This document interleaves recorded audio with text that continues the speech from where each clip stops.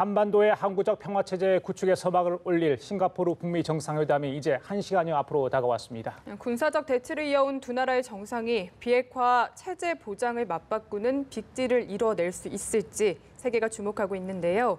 긴장감이 감도는 싱가포르로 가봅니다. 박상유 기자. 네, 싱가포르입니다. 네, 역사적인 회담이 열릴 카펠라 호텔 앞 지금 분위기 어떻습니까? 네, 저는 지금 말씀하신 대로 역사적인 회담이 열릴 카펠라 호텔 앞에 나와 있습니다. 정확히 말하면 카펠라 호텔 입구에서 약 100m 정도 떨어진 곳에 있습니다. 지금 제 뒤로 보시는 것처럼 주황색 펜스가 쳐져서 인도는 전혀 통행을 할 수가 없고 취재진 같은 경우도 이 호텔 입구에서 약 100m 정도 밖으로 밀려나 있는 상황입니다. 이곳의 분위기를 좀 말씀을 드리면 기대와 긴장 그리고 고요하면서도 분주함 이런 것들이 상존하고 있습니다. 지금 이곳에 내외신 취재진들이 상당히 많이 몰려서 김정은 위원장과 트럼프 대통령이 오는 모습을 보기 위해 기다리고 있는 상황입니다. 말씀하신 대로 이제 1시간 뒤면 두 정상 이곳에 도착하게 됩니다. 카펠라 호텔에 도착하는 두 정상 중에 잠시 뒤에는 누가 먼저 도착을 할지도 상당히 관심이 모아지고 있습니다. 지금 센토사 섬 상공에는 공군 헬기가 떠다니며 경계를 강화하고 있고 카펠라 호텔 해안 주변 경계도 강화됐습니다. 북미 정상회담 당사자와 관계자 외에는 호텔 내부로 누구도 접근할 수 없는 상황입니다. 예, 박 기자의 두 정상이 처음 얼굴을 마주하게 될 카펠라 호텔 어떤 곳입니까? 현지에서는 요새라고 불린다죠? 네, 그렇습니다. 현지인들은 이 센토사 섬 내부에 있는 카펠라 호텔을 요새로 부르고 있습니다. 이 센토사 섬은 싱가포르에서 대표적인 휴양지 중에 한 곳인데요. 이 센토사 섬 내부에서도 카펠라 호텔은 보안이 굉장히 용이한 곳으로 유명합니다. 외부와의 접근을 차단하기 아주 좋은 곳으로 꼽히는데 호텔이 나무로 둘러싸여 있기 때문에 이 센토사 섬 어디에서도 정확히 내부를 확인할 수 없을 뿐만 아니라 진입로가 딱 두 곳밖에 없습니다. 이 두 곳의 진입로만 막으면 외부에서 카펠라 호텔로 향할 방법은 비행기로 착륙하는 것뿐인데요. 싱가포르 정부가 지난 일요일부터 모레까지 상공에서의 비행을 전면 통제했기 때문에 카펠라 호텔은 말 그대로 진짜 요새가 됐습니다.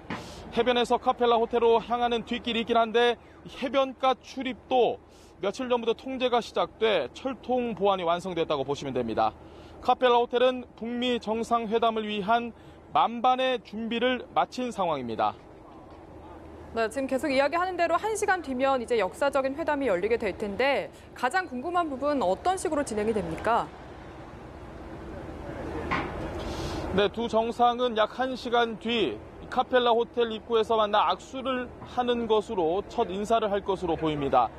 한국 시간으로 오전 10시부터 약 15분간 사전 환담을 갖게 되는데 이때 기념 촬영 등을 할 것으로 보이고요. 사전 환담 때 나올 모두 발언에서 과연 김정은 위원장이 직접 비핵화를 언급할지에도 관심입니다. 모두 발언이 끝나면 두 정상은 통역사만 대동한 채 45분 동안 비공개 단독 회담을 진행하게 됩니다.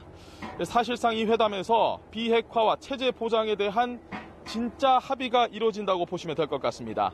세계의 단판이 될 단독 회담이 끝나고 나면 각각 참모들이 합석하는 확대 회담으로 이어지게 됩니다. 확대 회담은 한국 시간으로 오전 11시부터 1시간 반가량 진행될 예정인데요. 북한에서는 김영철 당 부위원장의 배석이 유력하고 군인으로 유일하게 수행 명단에 포함된 노광철 인민무력상의 배석 가능성도 점쳐집니다. 김 위원장의 여동생이죠. 김여정 제1부부장의 배석 여부도 주목됩니다. 미국에서는 폼페이오 국무장관, 존 켈리 백악관 비서실장, 존 볼턴 국가안보보좌관 등이 배석할 것으로 보입니다.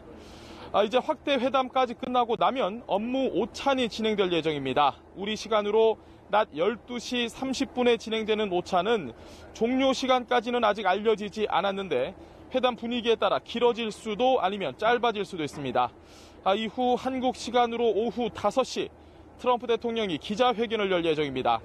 김정은 위원장과 함께 서서 공동 합의문을 발표할지 아니면 단독 기자회견인지는 아직 미정입니다. 두 정상이 나란히 서서 밝은 표정으로 공동 합의문을 발표하는 모습을 볼 수 있게 되길 기대해 봅니다.